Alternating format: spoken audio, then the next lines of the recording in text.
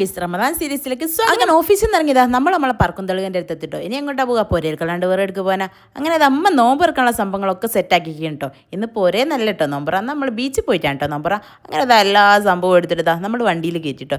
എങ്ങോട്ടാ പോണത്? ബീച്ചിലേക്ക് വിത്ത് കസിൻസ് കേട്ടോ. അത്ര സ്റ്റാൻഡേർഡ് ഒന്നും വേണ്ട. വിത്ത് കസിൻസ് എന്ന് പറഞ്ഞാൽ ഉമ്മൻ്റെ കുടുംബം. അങ്ങനെ റോഡിലെ കുണ്ടും കുയ്യും ട്രാഫിക്കും ഒക്കെ താണ്ടി നമ്മൾ ബീച്ചിൽ കാറ്റോടെ ഒരു രക്ഷയില്ല കേട്ടോ. പക്ഷെ എൻ്റെ മോനെ എന്താ വ്യൂ എന്നറിയോ? സണ്ണിങ്ങനെ ഉദിച്ച് നിൽക്കുക. അങ്ങനെ സംഭവങ്ങളൊക്കെ നമ്മൾ സെറ്റ് ചെയ്തു. ഇതാണ് കേട്ടോ നമ്മളെ മൂത്ത മാമന് എല്ലാത്തിലും മെയിനാണ്. അത് ഉമ്മച്ചിയാണ്. ഇത് പിന്നെ എൻ്റെ അമ്മ തന്നെ കേട്ടോ. ഇത് നമ്മളെ ബ്രദറാണ്. ഇത് നമ്മളെ അമ്മ. നിങ്ങൾ ആരും കണ്ടിട്ടുണ്ടാവില്ല വീഡിയോയിൽ ഇതുവരായിട്ടും. അങ്ങനെ സംഭവമൊക്കെ സെറ്റ് ചെയ്താൽ ബാങ്ക് കൊടുത്തിട്ടോ നമ്മൾ നോമ്പ് കൊടുക്കണം. ഇനി എൻ്റെ പ്ലേറ്റിലേക്കുള്ള സംഭവങ്ങളൊക്കെ ഞാനൊന്ന് റെഡി ആക്കട്ടെ.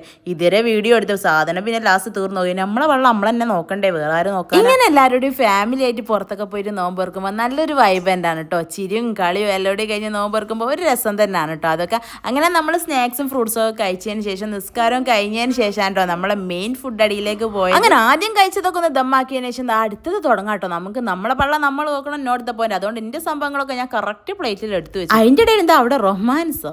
അങ്ങനെ ഫുഡ് അടിയും കഴിഞ്ഞതിന് ശേഷം നമ്മളൊരു ലുഡോ കളിച്ചിട്ടോ. ലുഡോയിൽ പിന്നെ ഞാനല്ലേ ജയിക്കുള്ളൂ, അതെന്ത് ചോദിക്കാനാ. അങ്ങനെ കുറച്ച് ഉപ്പിലിട്ട സംഭവം അതിന് ശേഷമാണ് നമ്മൾ ബിരിയാണി ദമ്മ് പൊട്ടിക്കേണ്ടത്. എൻ്റെ മോനൊരു രക്ഷയില്ലായിരുന്നു. നല്ല അടിപൊളി ഫിഷ് ബിരിയാണി കേട്ടോ. അങ്ങനെ അതൊക്കെ കഴിച്ചതിന് ശേഷം നമ്മൾ രാത്രി 1 മണിൻ്റെ ഉള്ളിൽ പുരയിലേക്ക് യാത്രയായിട്ടോ. അപ്പോൾ ഓക്കെ.